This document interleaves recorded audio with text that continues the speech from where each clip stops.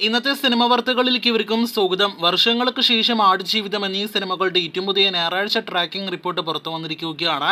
ആദ്യമേ അതിൽ വർഷങ്ങൾക്ക് ശേഷം എന്ന വിനീത സിനിമയിലേക്ക് വരികയാണെങ്കിൽ വൻ താരനിരയോട് തിയേറ്ററുകളിലേക്ക് എത്തിയ സിനിമയ്ക്ക് ഇന്ന് മികച്ച കളക്ഷൻ വർധന നേടിയെടുക്കാനായിട്ട് കഴിഞ്ഞിരിക്കുകയാണ്. ഇന്നലെ ഇതേ സമയം 13 ലക്ഷത്തിന് മുകളിലായിരുന്നെങ്കിൽ ഇന്ന് 22 ലക്ഷത്തിന് മുകളിലാണ് ചിത്രത്തിന്റെ കേരള ട്രാക്കിംഗ്. ഇന്ന് 40 ലക്ഷത്തിന് മുകളിൽ കേരള ഗ്രോസ് ഉറപ്പാക്കിയ സിനിമ ഇന്നത്തോടെ 81-82 കോടി റേഞ്ചിലേക്ക് വേൾഡ് വൈഡ് ഗ്രോസ് കളക്ഷൻ എത്തുന്നതാണ്. ഇന്നത്തെ ഞായറാഴ്ച ദിവസത്തെ ബോക്സ് ഓഫീസ് പ്രകടനത്തോടെ ഏറെക്കുറെ ഫൈനൽ റണ്ണിലേക്കും വൻ താരനിരയോട് തിയേറ്ററുകളിലേക്ക് എത്തിയ സിനിമ എത്തപ്പെടുകയാണ്. പൃഥ്വിരാജിനെ നായകനാക്കി ബ്ലസി സംവിധാനം ചെയ്ത ആടുജീവിതം എന്ന സിനിമയുടെ ഏറ്റവും പുതിയ ഞായറാഴ്ച ദിവസത്തിനും കളക്ഷൻ വർധന നേടിയെടുക്കാനായിട്ട് കഴിഞ്ഞിരിക്കുകയാണ്.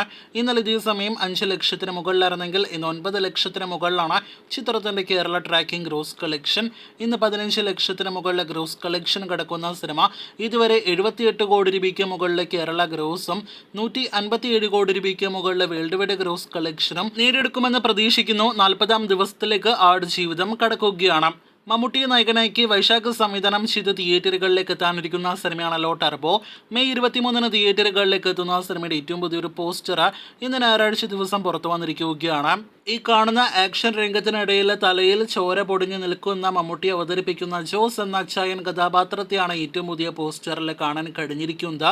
ഇനി അങ്ങോട്ട് ടർബോ എന്ന സിനിമയുടെ അപ്ഡേറ്റുകളുടെ ദിവസങ്ങളാണ്.